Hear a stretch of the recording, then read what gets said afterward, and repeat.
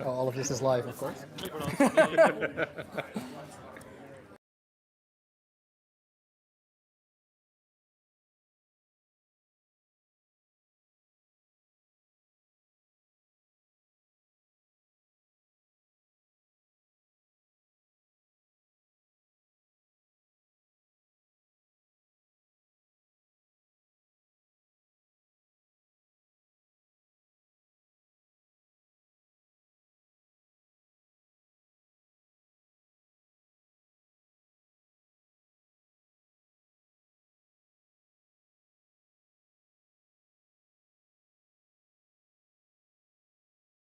Conference of another crypto, we tend to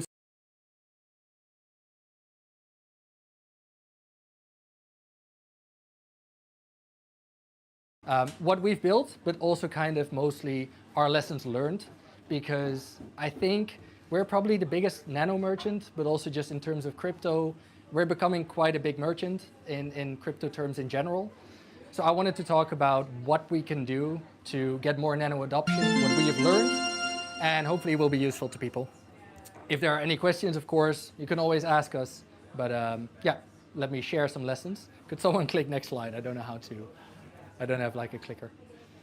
All right, so first of all, for those who don't know, I used to be Mira. We started NanoGPT, the two of us, Huggy, who's also here, and Mira. So at the time was Huggy, who is very anonymous here, and Mira, who is obviously also very anonymous here. And we decided to just start and see if we could build something cool on Nano. And one of the good parts about Nano that I think anyone who has worked with it, is a developer, will appreciate, is that it's super easy to set up. So from a developer's perspective, but also from like a hobbyist perspective, it's so nice and easy to set up. When I got started doing this, I built like a Nano GPT Telegram bot. I didn't have like a company. I couldn't set up a bank account for it, but I could set up a Nano wallet and just get started within like literally an hour receiving payments. So we think one of the big advantages also for merchants, also for hobbyists, is just how easy Nano is to set up and how easy it is to test with. And we think, you know, often when people shill their crypto to others, to merchants, they'll talk about zero fees and like instant and whatever. For us, that actually mattered less than just how easy it is to work with, how easy it is to test with. Because, you know, you send a transaction, you have instant feedback. Zero fees, also very nice for testing. Since we also wanted to be slightly critical here, we added in one point that we think is a blocker for some people. I think it's been talked about in the community a lot, but this was probably, for us, the most difficult thing to set up. It took slightly longer than an hour, was the proof of work. Because as a merchant, you have to do proof of work. Most wallets abstract this away from you. As a merchant, you have a bigger skill you need to find a solution for this. That's sort of the first thing that we would say. If you're trying to get businesses to adopt Nano, or you're trying to get people to use this in like an enterprise way, have a solution to offer for proof of work. Because I also have talked about some people who are integrating Nano. This is what they usually get stuck on. And when they contact me, like we have public nodes, everything, it's the proof of work that they usually need some help with. So when we got started with Nano, obviously it was very easy to set up. We actually did our on-chain, or we did our accounting, our like keeping balances for everyone, purely on-chain. Because this is, of course, one of the nice things about Nano. It's literally instant. Every time someone would do a transaction on our service, we would actually just do a transaction on the network. And we would have like, if we wanted to know how much balance someone had, we would just query the network. We would get their balance returned to us.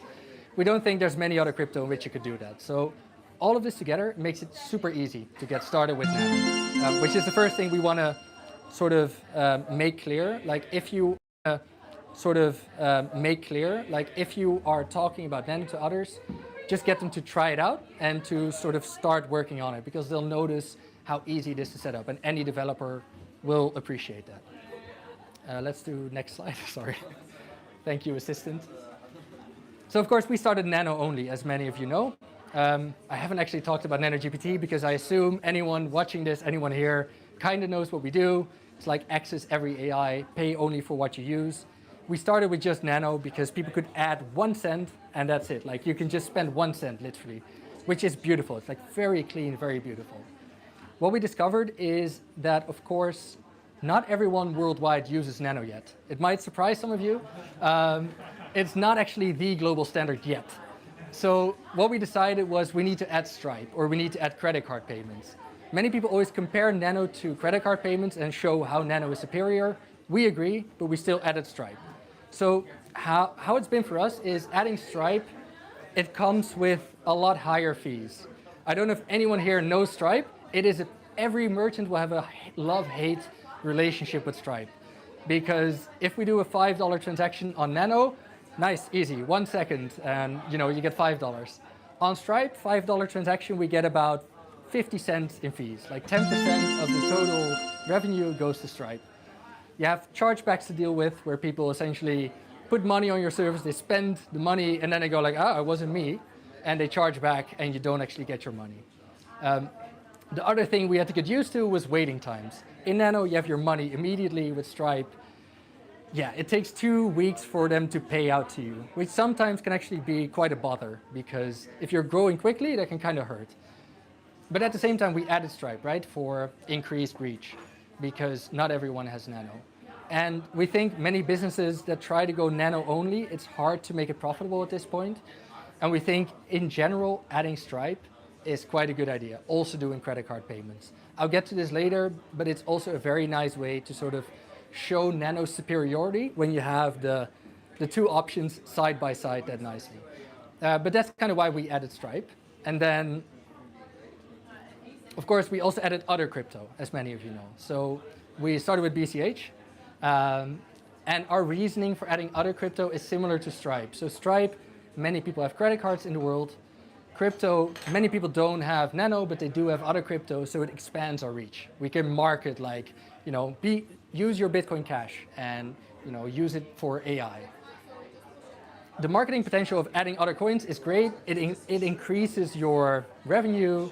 It makes it so that you can reach more communities. So how do we prioritize communities? We added BCH first because we felt like there was a big community. And I think that is similar with Nano. Anyone who is on Twitter, many of you here are on Twitter, it's kind of a meme at this point how many Nano people are shilling Nano on Twitter. Sometimes it's like too much. At the same time, that is kind of what makes others also be like, maybe it's worth it integrating Nano. A friend of mine who integrated Nano for payments, he was like, it's been fantastic for marketing so far, because now Nano people are replying to other posts like, you can use long stories. So the community size and sort of what happens on Twitter actually matters a lot. So despite Nano's small market cap, that is one of the things that really helps it grow. The willingness to spend. So we have added many other crypto nowadays, Monero, BCH, Litecoin, anything. It turns out Nano people actually like to use their Nano. So we publish payment statistics. Nano always does well. Despite being infinitely smaller than many of the other coins, Nano actually does very well. And as a merchant, you don't really care that much how big the coin is. You care about people using it on your website, right? So we think that's sort of one of the things if you're talking about Nano, it needs to be clear there's a big community and they are willing to use it, to spend it on your service. It's also one of the reasons whenever there's a new Nano service pop, like everyone should try it at least once, just to sort of support it in a way. And then the ease of setup, which is what we talked about previously as well. Nano is super easy to set up. When we set up other crypto, usually Huggy, he gets a few extra gray hairs because it's painful. I won't go into too many details, but like if you want to get a rant out of Huggy, ask about Lightning. Bitcoin Lightning. But also, honestly, just other crypto in general, it is often quite painful, not just to integrate, but also to maintain. Nano, we added like a year ago, 1.5 years ago. We maybe spent like an hour changing stuff afterwards because it just works. Many other crypto, from time to time, we consider, do we want to keep this crypto just because it's so much effort, like something breaks, or the service you are using to accept it doesn't work anymore, or Monero is getting attacked and suddenly you need 15 confirmations, all that kind of stuff. One of the things about Nano is it just works. And as a merchant, like you're adding crypto, it costs developer time. With Nano, it's like a one-time thing, your developer time. It just works, which is beautiful.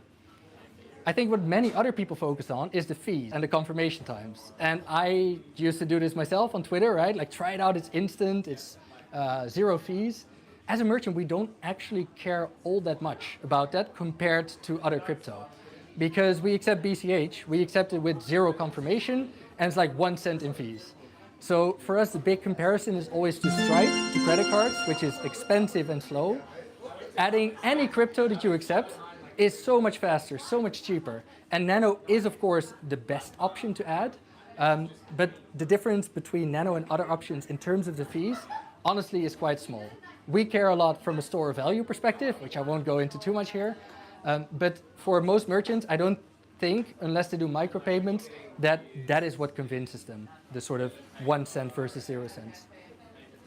And then the worst experience, I mentioned this, but it's a big frustration. Nothing in crypto works. Like, if you are integrating any other crypto, assume it does not work. Assume the documentation is incorrect. Assume the node you're using is actually not updated.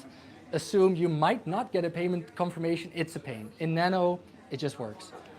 And this is something that is hard to quantify at times, but for us, that's actually been one of the biggest things. Just, it works. If you want to do payments, it works. So that for us has been mostly the comparison to other crypto. Could you do next? So that's also why, despite now being exposed to many other crypto and to credit cards, we still prefer Nano. I was kind of half sort of wondering or afraid if we started accepting other crypto, would I be like, oh, actually this works better? No, it doesn't. So we prefer Nano, but most people don't care. So if someone is on your website, they're not going to get Nano just to use your website, right? Like, we added BCH. I don't think you would use Nano GPT. Jeremy from BCH is who I'm pointing at. Okay. Yeah, I sent you Nano, I think, to try it out, yeah. Whereas if you add another crypto, they will just use that. So you need some other incentive for people to actually use Nano. Because on our side, we much prefer to be paid in Nano than being paid in credit card or being paid in any other crypto. If we get paid in credit card, we have the chargebacks, we have the fees, we have the waiting time. If we get paid in any other crypto, there's about a 10% chance that we have to like go figure out what went wrong. So we much prefer to get Nano, but people just prefer to spend what they have. So what we have done, and which we think actually works really well, is offering a discount for paying in Nano. Because relative to Stripe, it saves us about 10% if people pay in Nano. What we do is we offer a 5% discount, so the user gets some discount. They're like, oh, nice, I get some discount. We save 5% relative to what we would do for Stripe. We save ourselves a lot of headaches. So I think if there's one thing that we've learned is this discount really works to convince people to get into Nano. And if we go to the next slide, I put it at the bottom, I think, but I can point at it right now because this was like 3 days ago.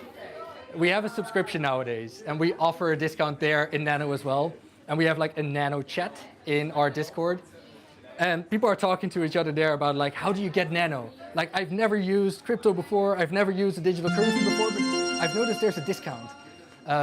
So despite us moving from Nano only to accepting more other crypto, we feel like that has actually done more for Nano adoption than us staying purely Nano.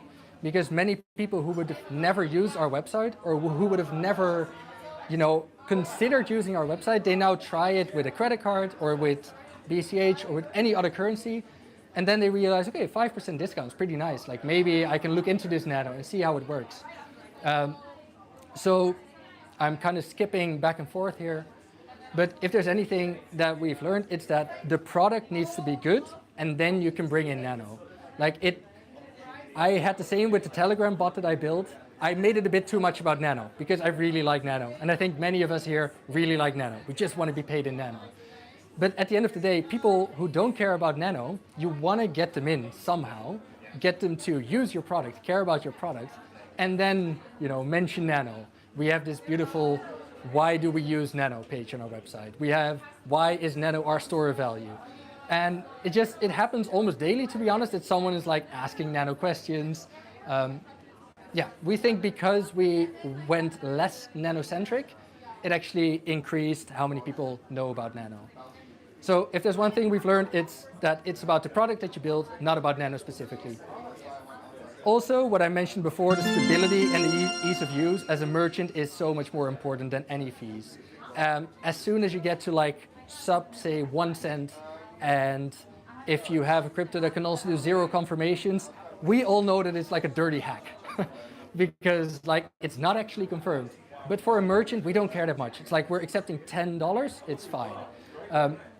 So Nano's advantage in terms of fees and transaction time is huge, but it's not what many merchants will actually care about, we think, anyway. Whereas if you do a discount, you draw people in. So 99% of people just want to use the cheapest option. It's really like we would do the same kind of. If there's any service that accepts different crypto, we tend to just use the crypto that they have the lowest rate on, regardless of what crypto that is. So I think we have become quite successful as Nano GPT. The start of it was because we had Nano, and there's a very big active community who's very enthusiastic about it. When we started growing, we could go bigger than just Nano. But we think if more businesses think about it like this, like I can start with Nano, you know, it's very easy to set up. I can see whether this works, and then expand it to more than Nano. We kind of think like that is the way to go. I don't know how much sort of people should depend on just what we've done, of course, that's always the question. But for us, it's been very successful doing it this way. So I think I also have one more slide, maybe. I do not have one more slide. One of the other learnings, just wing your presentation every time. But so yeah, we hope this can be useful to some people, for those who want to set up a business or have people who are considering setting up a business, or just people you want to get interested into Nano, like knowing what the pain points are, knowing what the biggest selling points are, and sort of knowing what it actually is that matters to a business. We hope this can help some people. And yeah, if there are any questions or anyone ever wants to know anything about Nano GPT, of course, feel free to ask Huggy or myself. Thank you. I kept it short, right? I think, yeah. I was going to say, do we want to do Q&A or do we? No questions on it right now. Okay, perfect. So I have a question. Yes. When I deposit Nano on Nano GPT, Yep. so I get the, let's say, the euro or dollar value of that money, and does it fluctuate with the value of Nano? Yeah, so the question, because I don't know if people can hear, was if you deposit Nano on Nano GPT, do we convert it to USD, I guess, in a way? Yeah, USD or Yeah. euro. Yeah, so if you deposit any other crypto, we convert it to a USD value and we show you the USD value. Okay. Like at the time of your deposit. Oh, sorry. If you deposit Nano, we keep it in Nano and we have a fluctuating value for how much Nano it is. Okay. That's mostly also because we do not want to swap our Nano into USD. Yes. Because this is a whole other subject, but we think that Nano fundamentally is the best store of value. So we much prefer to keep Nano over USD. It would be nice if this was less theoretical at times, and Nano actually was a great store of value in practice. We believe it will happen. So if you deposit Nano, we keep it in Nano. We show you the fluctuating value. If you do any other currency, we convert to USD because we don't want to hold any other currency. Yes, of course. So my real question was, if I deposit, let's say, I don't know, X amount of Nano in your account, it's like how much of that gets converted? What percentage of that, or what percentage of that gets converted to you being able to buy a coffee somewhere? You know, it's like how much of that gets converted to, I don't know, fees or whatever. Okay. So if we would exchange to USD every time, you mean? Yeah, it's like let's say you have to you live off of the Nano we pay, right, for your service. Yeah, right? yeah. How much of that you lose when you cash out? Frankly, so we tried, Nano is sort of the last thing that we would convert to USD. So we have Stripe, so we get USD payments in. That's like the first source we use. Yeah. Then we would swap other crypto into USD. And then if that is not enough, we swap some Nano into USD. I see. The total costs of us swapping Nano into USD tends to be like 0.3%, which is, yeah, because it's the Kraken. We use Kraken. Okay, that's pretty good. Kraken maker fee is about 0.3%. Yeah. There's no transaction fees, of course. Yes. So it's way better than Stripe. It is way better than Stripe. Yes. Wow. It's far better. This is why we prefer accepting Nano, yes. right? Because it's also at times when, for example, we had a partnership coming up and we thought that suddenly we might grow very quickly. We were thinking like, okay, if we grow suddenly very quickly and we get dollar deposits, we have to front the money somehow because it's going to take a while to get the money again from Stripe. And we realized we have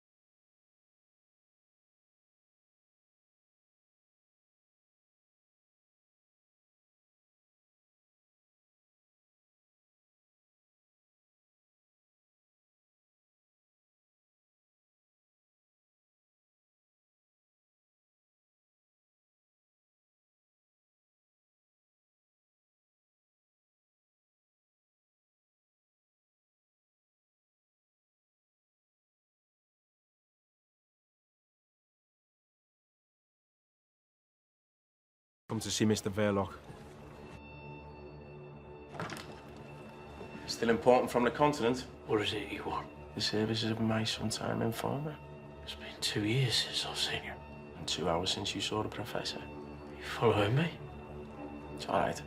It's only him I want. He wants to supply me with explosives. If your associates were to find out that you were being paid by the Russian embassy to spy on them, could end in your death.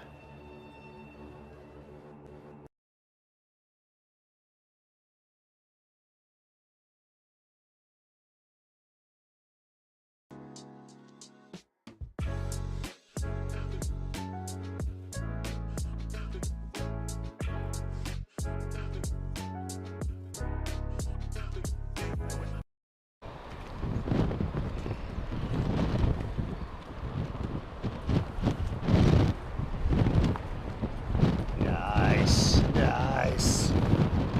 Okay, we have toggle. We have toggle. Let me just.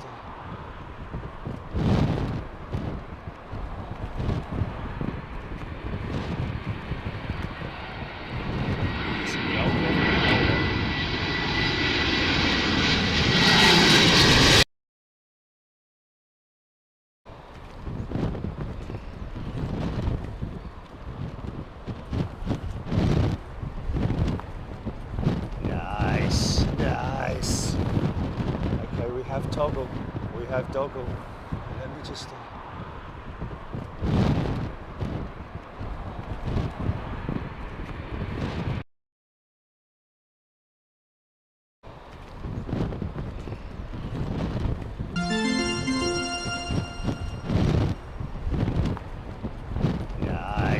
Nice.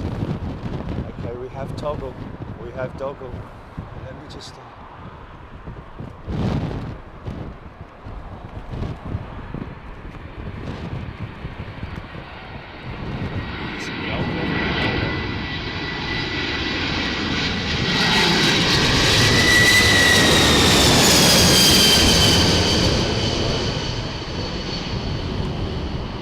Easy, son, easy. Come on, if I can. De pudding, de nieuwe ding in. Oh, ja. Oké.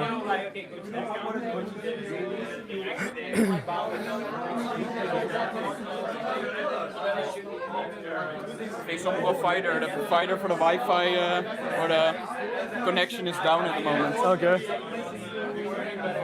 Now it should work.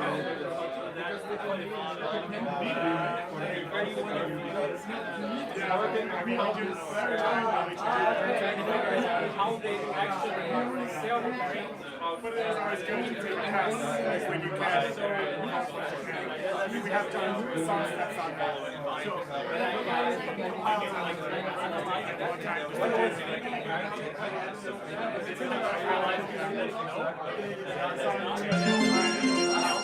Really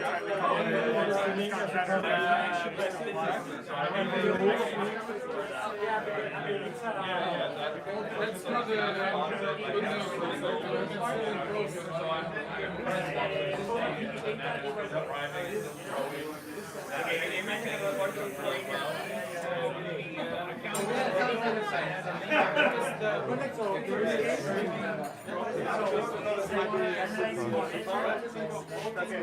What are the latest updates?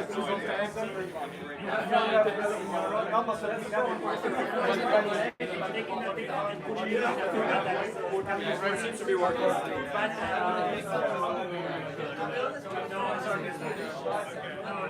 They were like a batch. It's a batch. Yes.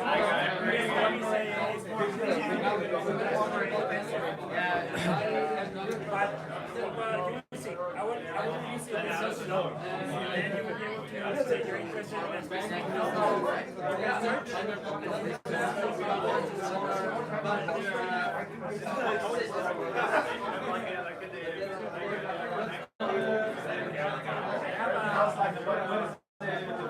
Running. Yeah, we can go or. Making, just tweeting again, and then we should be ready to go, I think. Okay.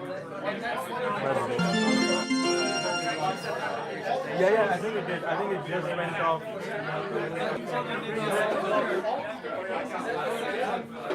As a chair as well. There is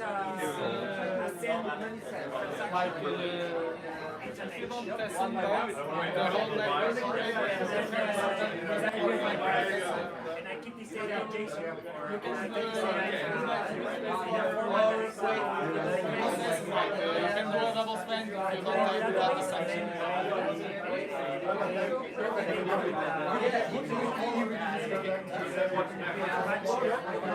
I go?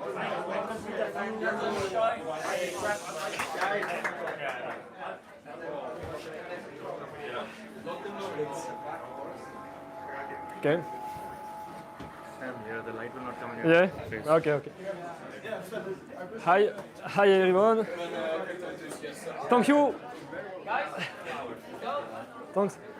First, thanks for the Nano Foundation and the Forest for organizing the event. Thanks a lot, and thanks a lot for allowing me to speak about my project. And thanks for everyone for coming here. It's nice to meet you all. So I'm Ben, and I'm a French entrepreneur, and I build many services on Nano for about 4 years now. So my last project is NanChat, Nano Wallet on Chat, and I like to call it the everything app for Nano, because you have the chat, unturned, encrypted, the wallet, and many Nano service inside the app, like Nano GPT, and Subnano, and Nano Gochi from Forest. And you can use all those Nano app from the app with a smooth user experience for the payment. You can pay without leaving the app. And so I also build nonstop, a simple Nano exchange, and blazing fast Nano exchange. Lot of crypto available. And on NanSwap we have a big ecosystem. We have NanSwap, we have NanSwap nodes that we launch after NanSwap nodes, and you can NanSwap nodes. It's a hosted Nano node, and we are always happy to sponsor new Nano service, and we are happy to offer free plans for the Nano service, so they can start building on Nano in just seconds without having to have their own nodes on the work server. So yeah, we offer that. In the beginning, Nano GPT, for example, used our node, and Subnano too, and we power also many Nano faucets with our NanSwap nodes. We also have a NanSwap shop, so you can buy many gift cards using Nano, and so we use our partner Bitrefill, and we handle the Nano payment transaction, and usually we have the best rates available for the gift card when you pay with Nano. We also build an Explorer for Nano on the other networks based on Nano node, and you have a whale watcher and a rich list of all the Nano holders, so you can have a lot of insight on Nano. And and lastly, we still in beta. We have launched NanUSD. NanUSD, it's stable coins based on a fork of Nanonode, and it's, I think, the first stable coins with zero fees, and we are pretty excited about it. It's not yet live on NanSwap, but it will be soon available, and you can already use it on NanChat. And that's an overview of all of my projects I built on Nano. And NanChat, we've created a NanChat group for all the people at the event if you wanna join. And I'd be happy to pay for a drink for everyone that have NanChat installed. And if you have any question, I'll be here. And yeah, that's all. It's a quick overview. It's yeah. Does NanSwap support BCH? Can I trade some in right now? Yeah, you have BCH on Bitcoin on a lot of network. Yeah, BCH, it works. I also, first of all, we use. So as NanoGPT, we use your services quite a lot. Like even more, I realize now that we see it all together. Have you considered turning nonSwap also into a sort of payment front end itself? Because we now accept some crypto just by having a sort of nonSwap API call. Yes, for payment. Yeah, actually for nonSwap shop, we use our own NanPay solution. And we can launch it when there is a demand for it. We have a sample API for handling nano payment. Yes, and we use it for nonstop shop with payment in USD, USDT, USDC, or non-USD. Yeah, because I think we use it right now for. Non-USD. Yeah, because I think we use it right now for like Kaspa, like a few other coins that we would never take the effort of integrating ourselves. It's like literally just a swap in the backend with nonSwap to like Nano or USD. But users don't even realize that we're not accepting it directly because it's so fast. Yes, yeah, it's fast on the NanPay. Yeah. Could launch on NanPay. Yeah, exactly. Yeah. NanPay.com. Do you have like any interesting features that are coming up in NanChat? Any new features that are coming up in NanChat you would like to talk about? NanChat, one of the recent features of NanChat is NanChat Red Packet. It's a fun and exciting way to spread Nano inside the group. So you can send a red packet, and everyone in the group can claim the red packet and receive a small amount of Nano. You can set a random amount, so you have one lucky that will have the biggest amount of Nano. And this is our latest features. And in the future, we would love to have audio and video calls, and we would love to always end-to-end encrypted video and audio call, because we already have a file upload, always end-to-end encrypted, and group of up to 500 people, and always end-to-end encrypted. So one of the obstacles of using Nano more widely is the volatility of the price, right? So one way of making Nano more available is if it's really easy to convert Nano into a stable coin based on USD or Euro or whatever, right? So in your experience as the creator of NanSwap, how costly and how hard is to swap Nano to a stable coin and one way and the other way?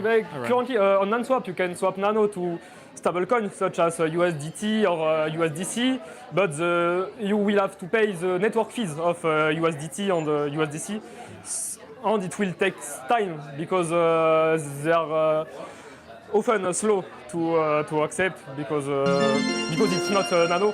And so that's why, with when NanUSD will be live, you could swap to NanUSD in less than a second, and you could even swap 0.00001 Nano to a very small amount of dollar, and it will work fine and interesting. Always fast and with zero network fees. Yeah, because with Milan we just learned that Stripe charges you 10%, right? Commission.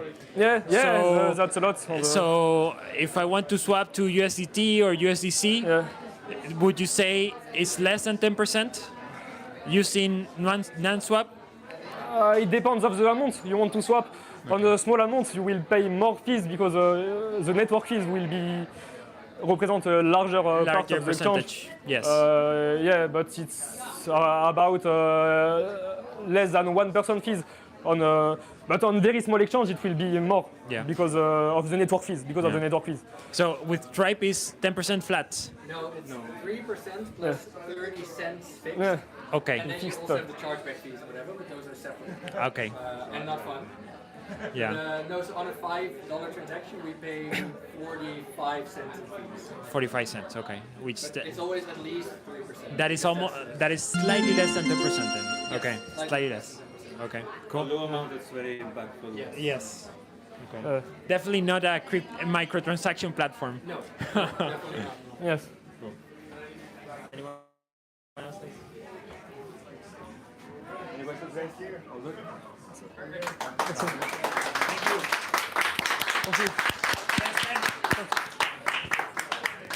All right, we have Sub Nano next.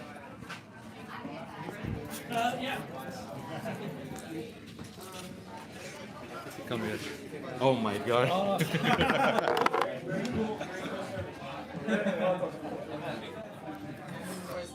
We're way too happy having this done. What, Milan?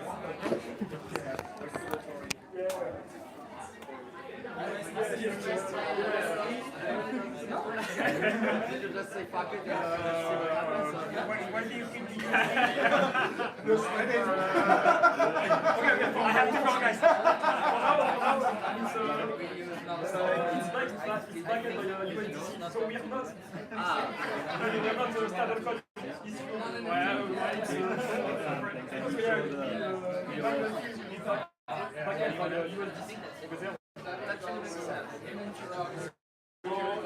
Yeah, like we need to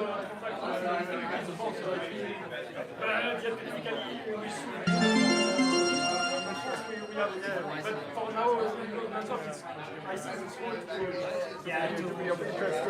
God, this is massive. Yeah, it's huge. I will just wait.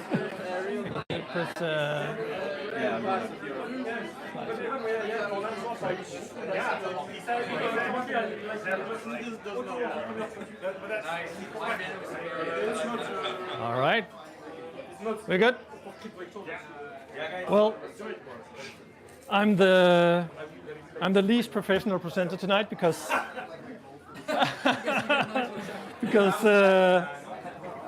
I have speaker notes, so I will be probably be looking at my phone through this.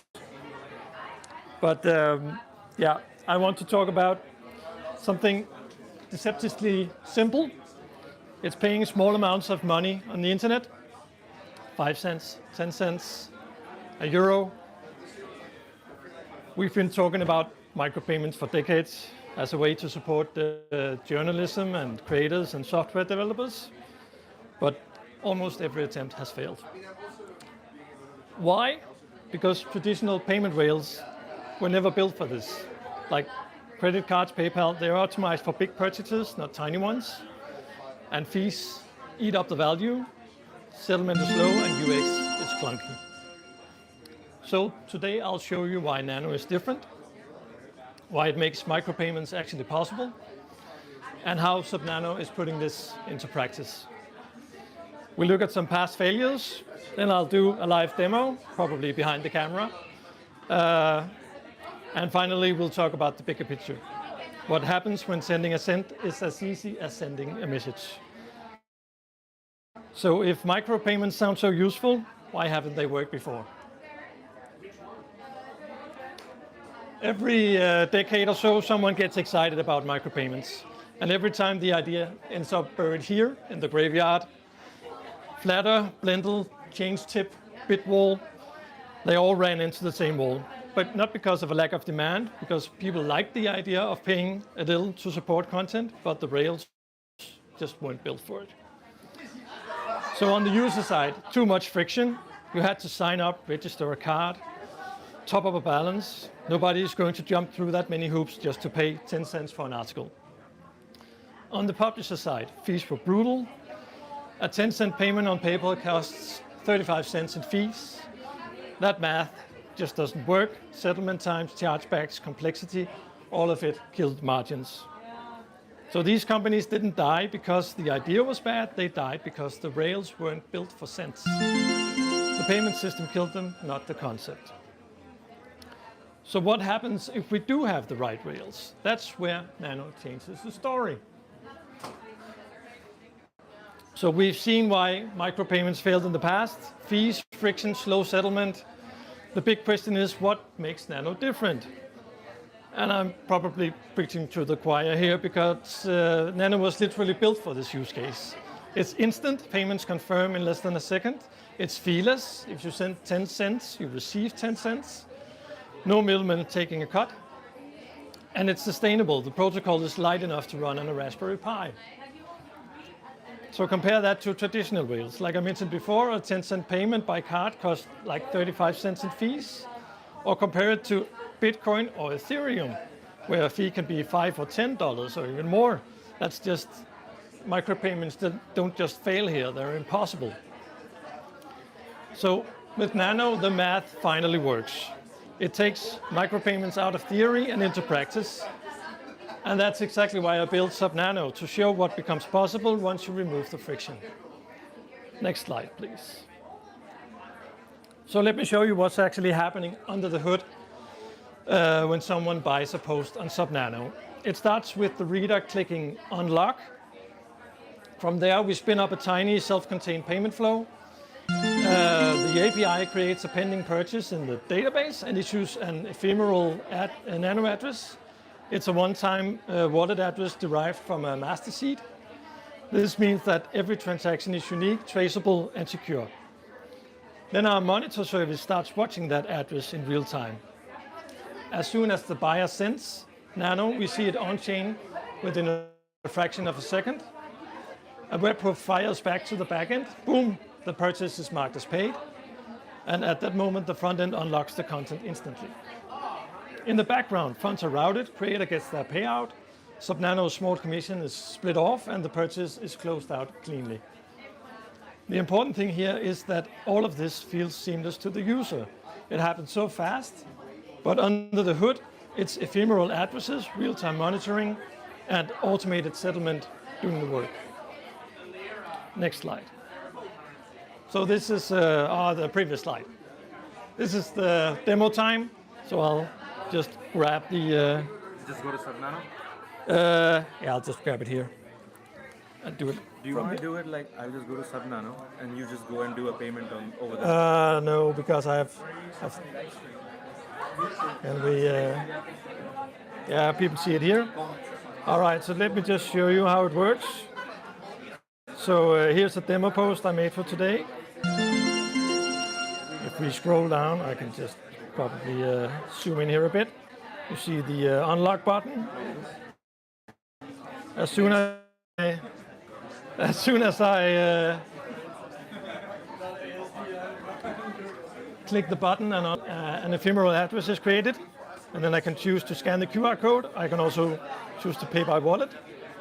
I'll just pay with Nolt since I have it installed here. I'll send the Nano, confirm and send. It's sent, and it's unlocked instantly. And I can even add a comment. This is a new feature I added this week.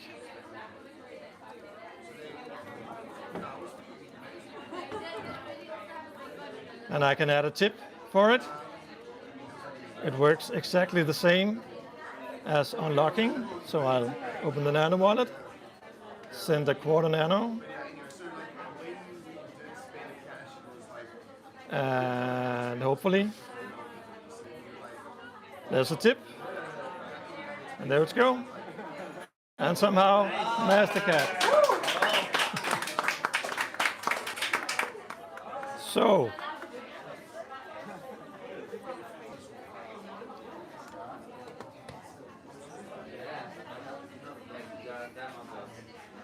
yeah. So that's how easy it is.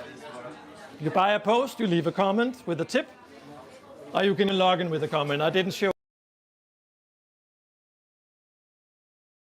that one, but that's pretty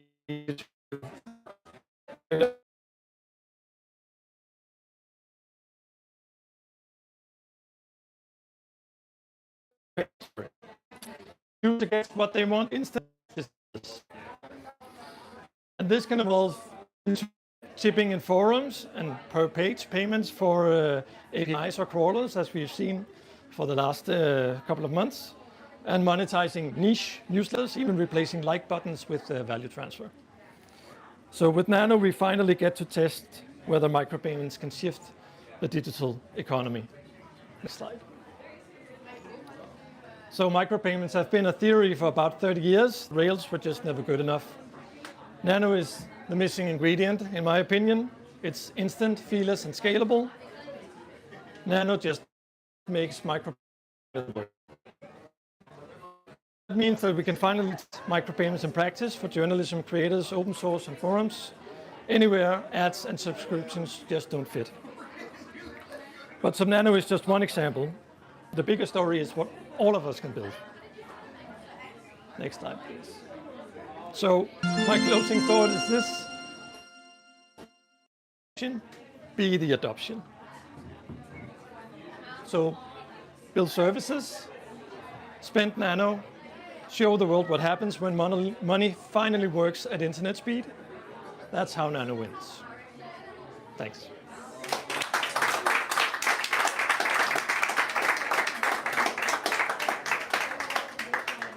So if people have questions,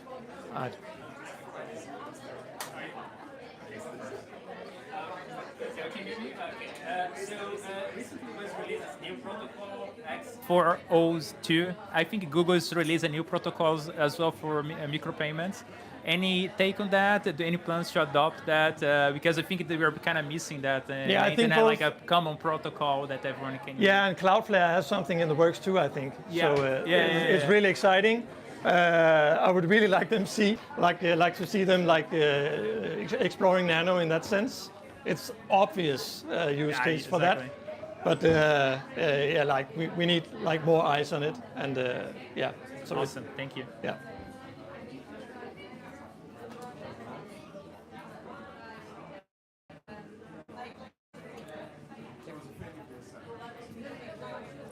Are you planning to add video or image to Subnano? There already is, so you can add images, you can add video, you can add iframes from specified sources. So that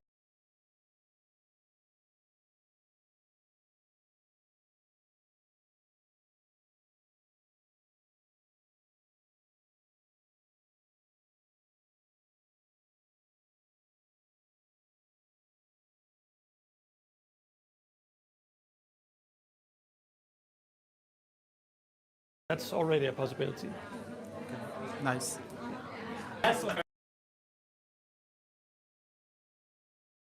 It's just time and pay the bills also. It's unfortunate. It's just time and pay the bills also. Pay the bills also. It's unfortunately that Nano doesn't pay my. But yeah.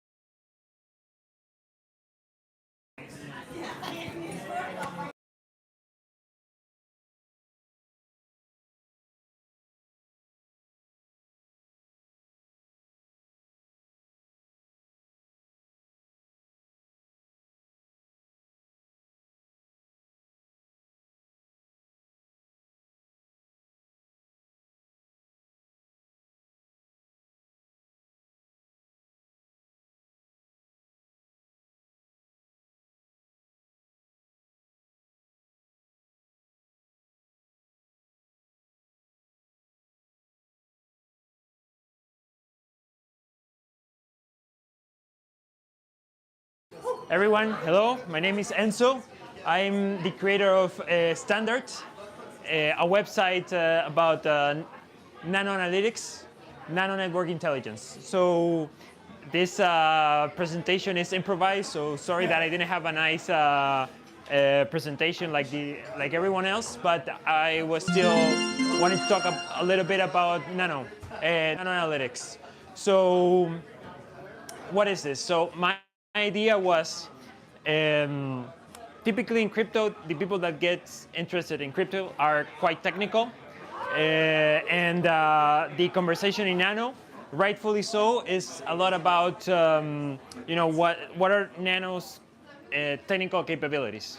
For example, how fast is a transaction, how many transactions it can do. Many technical things are, of course, extremely important. But at some point, in my opinion, in the life of a cryptocurrency, there must be a shift from the technical stuff to more product analytics. So, for example, how many people are actually using Nano on a day-to-day basis, right? How useful is it? How much money is being through it in fiat value? Because we still live in a fiat world. And so my idea was to maybe do a little bit of research, do some analytics to investigate some of these characteristics of Nano. So first, maybe you can go to, maybe you can scroll down a little bit first. So basically a little bit more? Yeah, so basically my idea was to, at least for now, divide this information in 3 dashboards. We have one related to transactions, another one related to accounts, and the final one, which is still not available, networks. So transactions is about, for example, how much Nano gets exchanged between different accounts in a given unit of time, how much new accounts or unique accounts transact, and what are the buckets that people are transacting in. Then accounts is essentially information about the balances in each account, how many transactions per account, and so on and so forth. And the network is, when this comes out, the intention is to have a whole graph representing everything that is going on in the Nano network over the last, let's say, 30 days. And each account is a node, and each send transaction is an edge. So that way you can see, for example, you can investigate which are the central accounts, typically exchanges, or how is money moving around and going through all the different accounts. So really interesting stuff, essentially. So maybe we can take a look at the first dashboard, the transactions.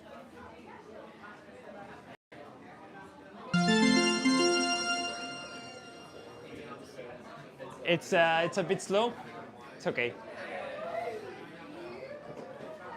There's so many Nano transactions in this. Yeah, exactly.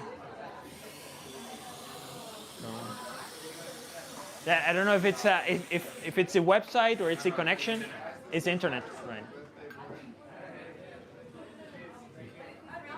I mean, this is all running on a free tier of web service, so it could be a bit slow also, right? All right, there we go. So maybe you can go down a little bit. So a bit more, a bit more, a bit more. Okay, cool. So my idea was to track the Nano price in different currencies, right? Representing the fact that Nano can be a worldwide currency. And then we have 4 plots. So this one is the first one. And this is the total volume in fiat value. And depending on which currency you select, this can change. And so this is really nice to spot trends. Currently, we're a bit of a downtrend in fiat value, but if you go to the day view there, so we can see like a longer term pattern, right? And it's interesting to see what is the volume that gets exchanged. Of course, this is a bit biased because if you're a whale, you have a lot of Nano and you just send Nano from one account to the other one, this will go really high, you know, and given that there is no fees, you could really mess this up if you want to. So, but still, you know, you have the median and the average, so that helps you spot the trend over time. So this is in fiat value, and obviously it hasn't been great this year overall, so it's trending downwards. But if we see it in absolute Nano volume, it's you know, fairly consistent with a slight uptrend, because I guess we're in a small mini bull market right now. So and maybe even Nanshat is helping with that, because I think I've seen some more transactions going on since Nanshat got released. So this is like one, right? But then if you go down, you have the confirmations over time, which is also really interesting, because so this is the total amount of sent transactions in the network, and this gives you other type of information that just the volume. And if you go down again, you have the unique accounts, right? So this has been fairly consistent. And if you go to the 1 hour view, so we can see that we have these peaks every day. So this is thanks to gravity, yeah. That is so he's basically pumping our stats. But yeah, this is why you have the median, which is very useful, and to see the trends. So this one down here is another plot which is really interesting, and this is the transactions based on the buckets they fall in, right? So I guess most of you know that Nano has a spam prevention system where each transaction gets bucketed, and this tells you how many accounts belonging to each bucket are transacting at any given time. Most of the time, it's small accounts with small balances, but every once in a while you see like whales moving their funds, right? But so it's another view. It's interesting to see, and also I think this is a property of Nano, which it's fairly easy to understand, fairly easy to work with. So you can get these kind of statistics and make sense of what's going on in the network, right?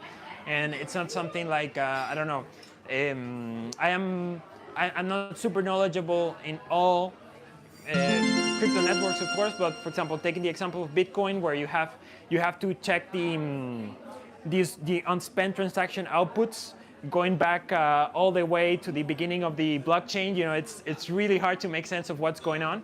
But with Nano, it's fairly simple, right? So you can get some cool statistics. So maybe we can go to the new dashboard, the accounts. That one also has some interesting information.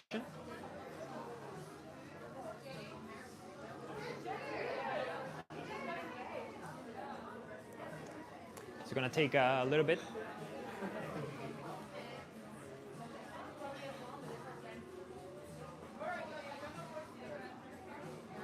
All right, so just a heads up, frontend is not my strength. This is all thanks to ChatGPT or Gemini or whatever.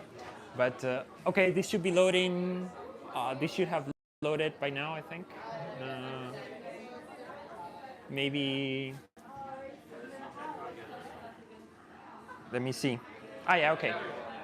Okay, so basically some interesting stats, right?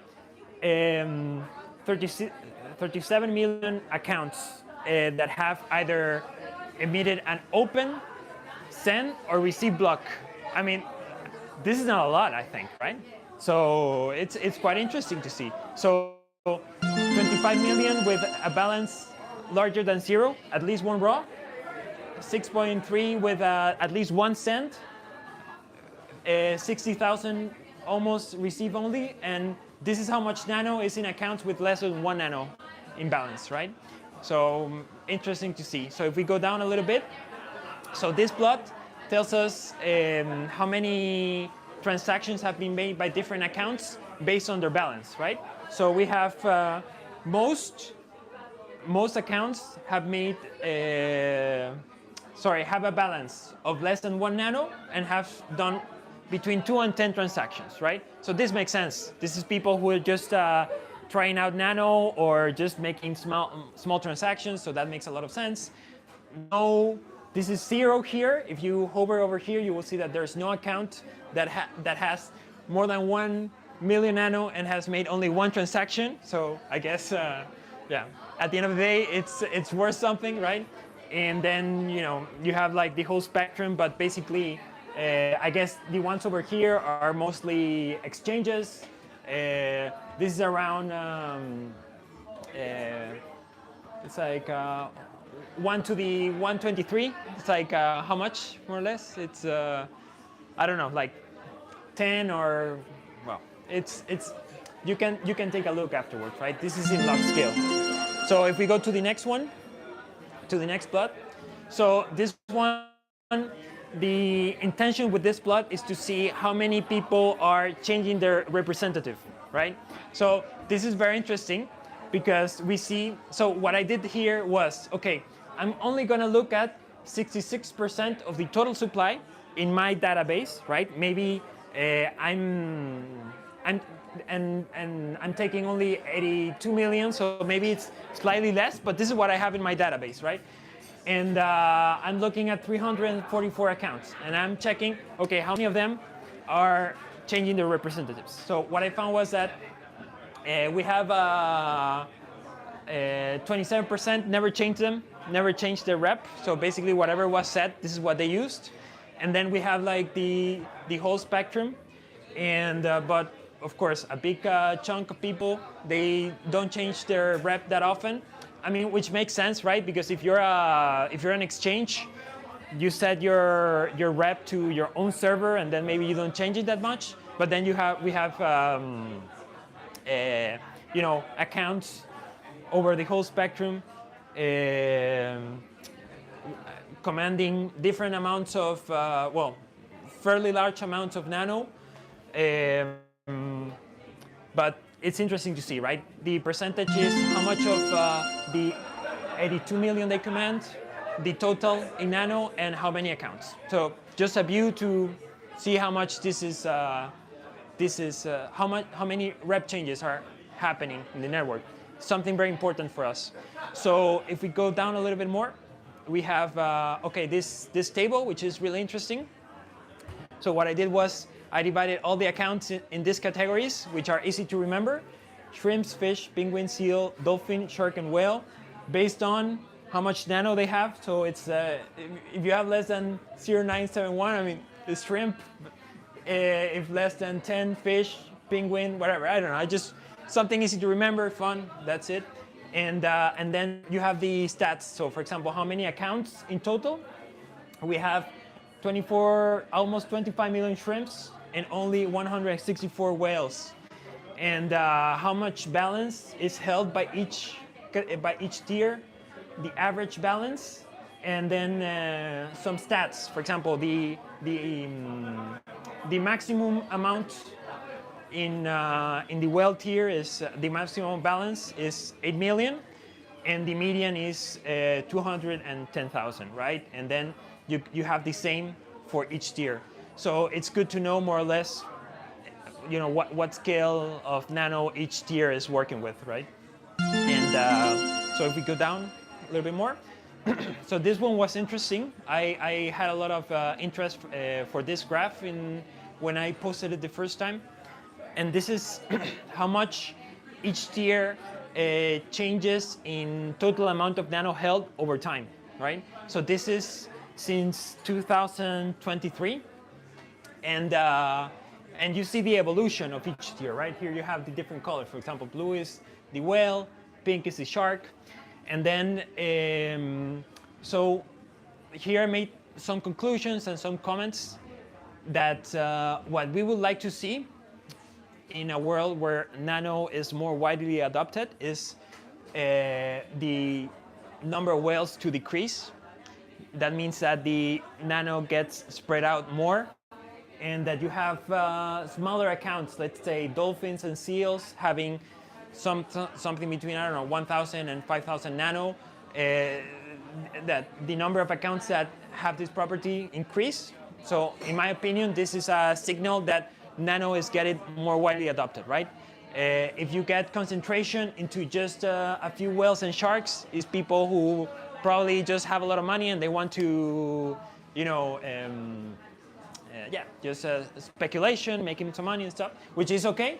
But you know, obviously, if we want to create a worldwide currency out of nano, then we need smaller players participating and being represented.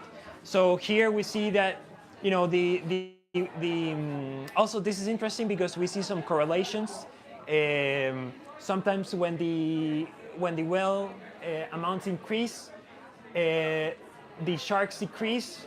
So you could interpret this as when the total amount of nano goes to the whales, the sharks put their money in exchanges, and maybe they want to start trading to make some money. And when they cash out, they take back their nano, and the share in whales decreases, and so on and so forth. So you could see some interesting patterns here, right? Obviously, it's hard to draw conclusions from this, but it's good to have some hard data to see what's going on. And also, it's hard to gather data from nano because there's no one authoritative ledger, right? It's like I start my own nodes and I will start timestamping the transactions that I see, and those timestamps are different from the timestamps of any other node out there. So when we see this data, it's you know, it's one snapshot, right? And this comes from Gravity's ledger, by the way, with my own node added after, I don't know, like last year or something, but it's from the ledger in the Nano Discord. So if we go down a bit more, so we have a few more plots. So this one is interesting. This one is the top 1,000 accounts. So we see that here we have, this is kind of exponential. So we have like a long tail of sharks from 10,000 going upwards.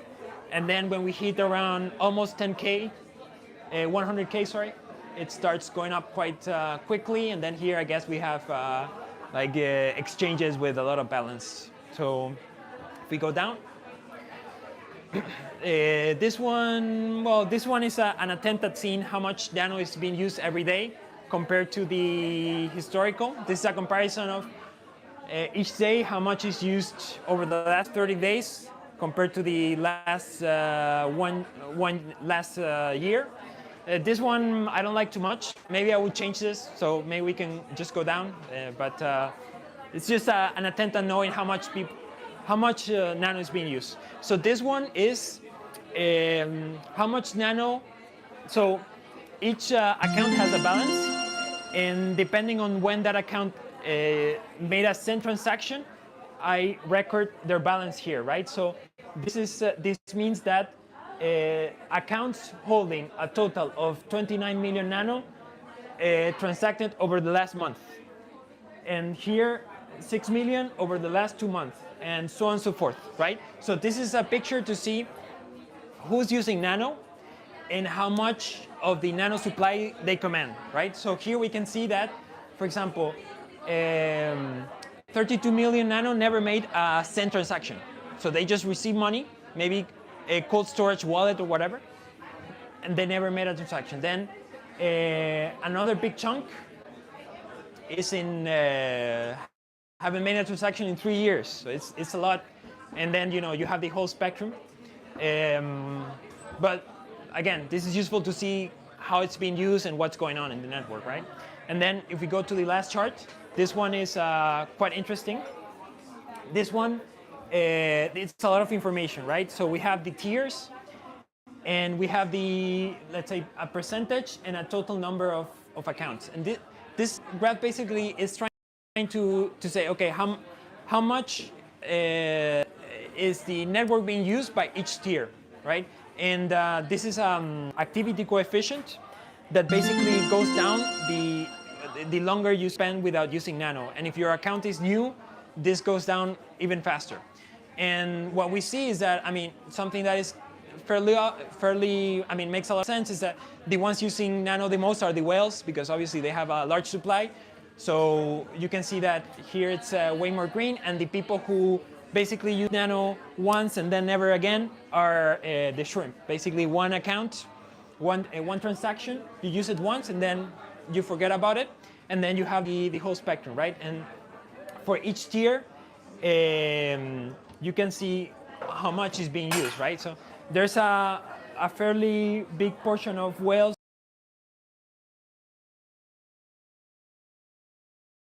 who don't make much use of Nano, and then around 30 accounts use it a lot, quite continuously, and similarly for the higher tiers, right? So it's just a way of visualizing the activity in the network by tier.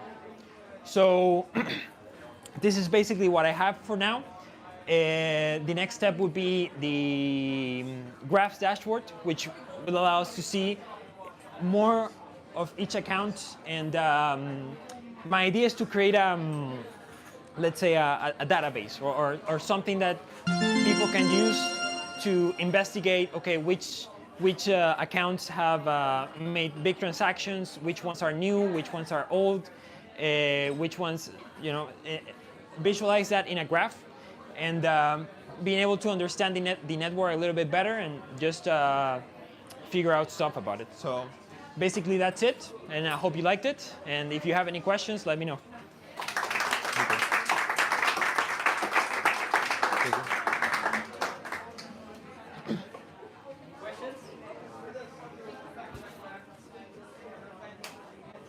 All right, cool.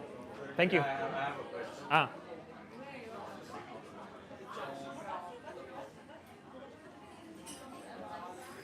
So this data, how did you access it? Did you directly touch LMDB data, or because there are no RPC commands for this, right? Yeah.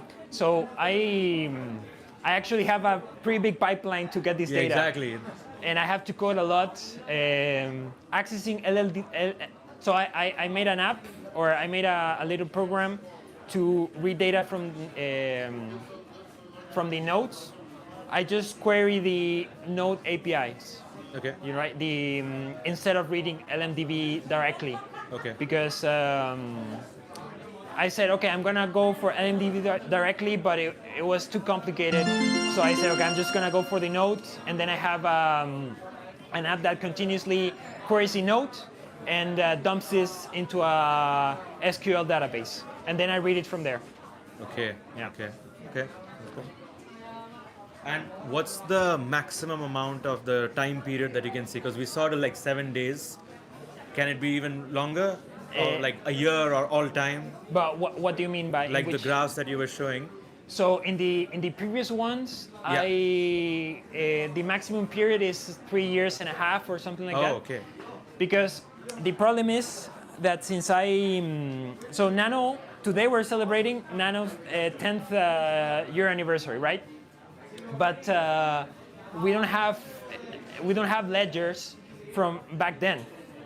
The oldest we have is five years ago. So when I'm processing the data, it's 50% of the blocks were produced around 2019 in my ledger, right?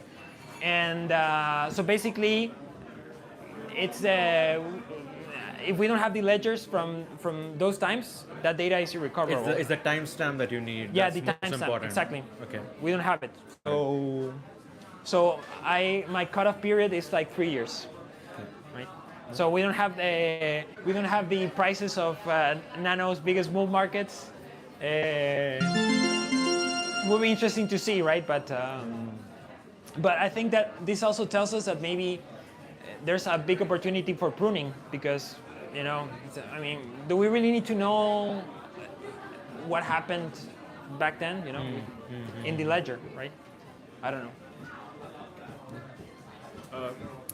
how the data is updated? Is it every day or in real time? Well, the transactions dashboard updates every 5 minutes as data comes in, and this one updates daily. Is it a €4 Hetzner server doing all the hard work? Sorry, what? Is it a €4 Hetzner server doing all the hard work? No, I just have a bunch of Raspberry Pis in my home. So and one server, one decent server for my database, and then just a couple of Raspberry Pis and my node is in a Raspberry Pi. Well, it's actually not Raspberry. It's a Chinese. It's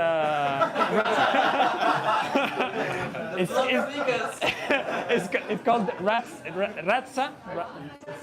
It's like a Raspberry Pi, but better hardware, you know. But I mean, this is definitely something I do for fun, you know. But it's been quite interesting also. But it will be able to, like, we can query this data later, and then the whatever account funds something on our services, we can tell whether they historic Nano enthusiasts or something like that, and reward them on the services that we do based on this. Oh, so yeah, could be. That's what I'm reading out from this, like right there. Could be you an can see that opportunity. okay, you actually moved a lot of Nano funds, like past years and whatever, and you hold this much Nano.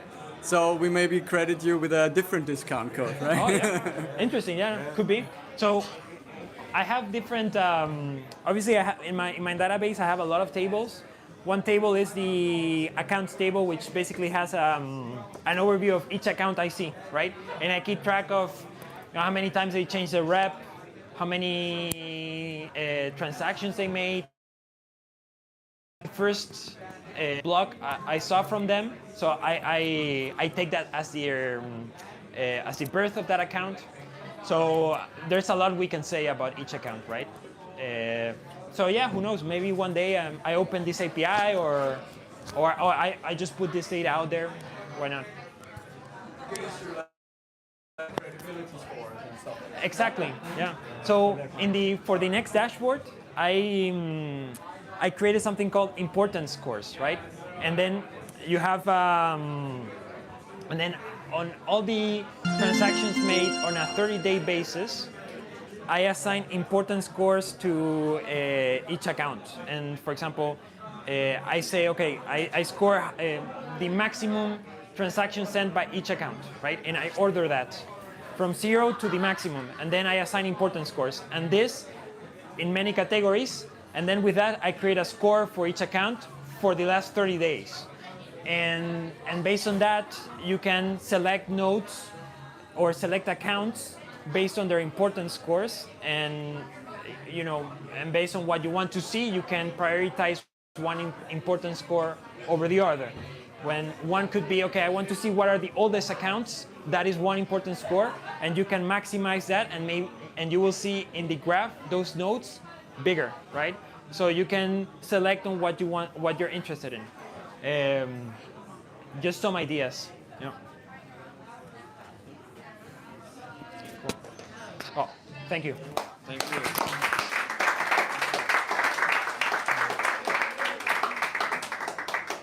Cool. All right, that's it.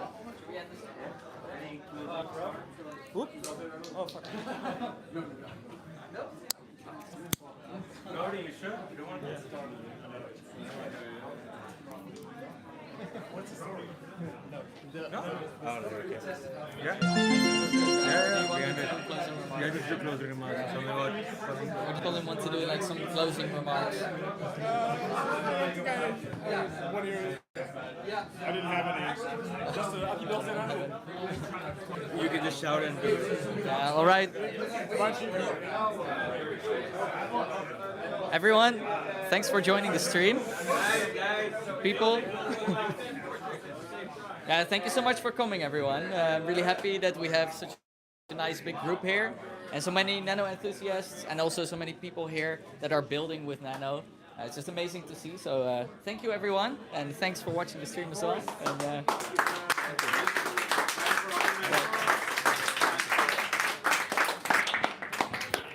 Yeah, thanks for organizing, man. yeah. no problem.